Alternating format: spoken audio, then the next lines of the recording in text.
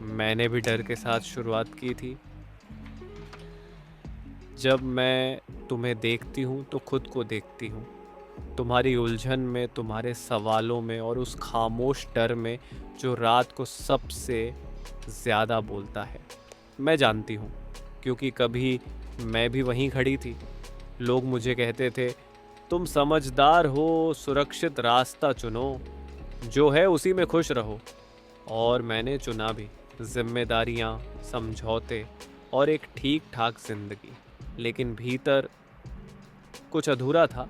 हर सुबह उठकर मैं खुद से एक सवाल पूछती थी, क्या यही मैं हूँ? मैंने किसी से कहा नहीं, लेकिन मैं डरती थी। असफलता से नहीं, देर हो जाने से। मुझे लगता था शुरू करने का एक सही समय होता है, और शायद वह मेरे हाथ से निकल चुका है। लेकिन एक दिन मैं थक गई, अपने ही बहानों से, अपने ही डर से।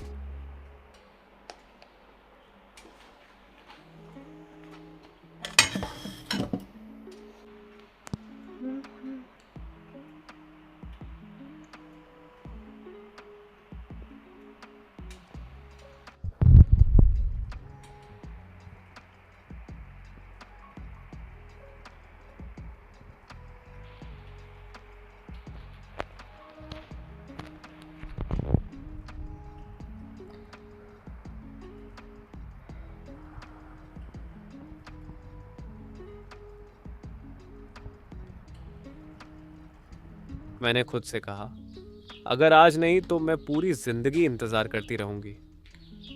मैंने कुछ बड़ा नहीं किया, कोई जादू नहीं हुआ। मैंने बस पहला कदम उठाया, डर के साथ, अधूरे भरोसे के साथ और कांपते हुए हाथों से। लोग हंसे, किसी ने कहा, इतना सोचती हो, इतना करोगी क्या?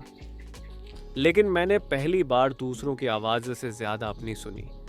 मैं गिरी, मैं रुकी, मैं रोई, लेकिन हर बार खुद से यही कहा, मैं कोशिश करना बंद नहीं करूंगी। और जानते हो, धीरे धीरे कुछ बदलने लगा। परिणाम पहले नहीं आए, पर मैं बदल गई। अब मैं तुलना नहीं करती थी, अब मैं इंतज़ार नहीं करती थी, अब मैं खुद को छोटा नहीं समझती थी। आज भी मेरी ज़िंदगी परफेक्ट नहीं है, संघर्ष अब भी है, लेकिन फ़र्क ये है, अब मैं भागती नहीं हूँ। और आज मैं तुम्हें यही कहना चाहती हूँ, अगर तुम सोचते हो कि तुम पीछे हो, तो नहीं। अगर तुम्हें लगता है कि सबको रास्ता पता है और सिर्फ तुम भटके हो, तो नहीं। ज़्यादातर लोग चलते चलते रास्ता ढूंढते हैं।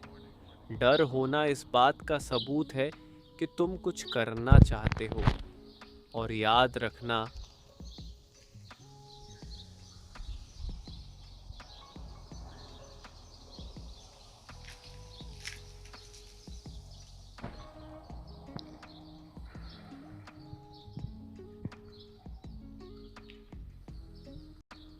तैयारी शुरुआत से पहले नहीं, शुरुआत के बाद आती है।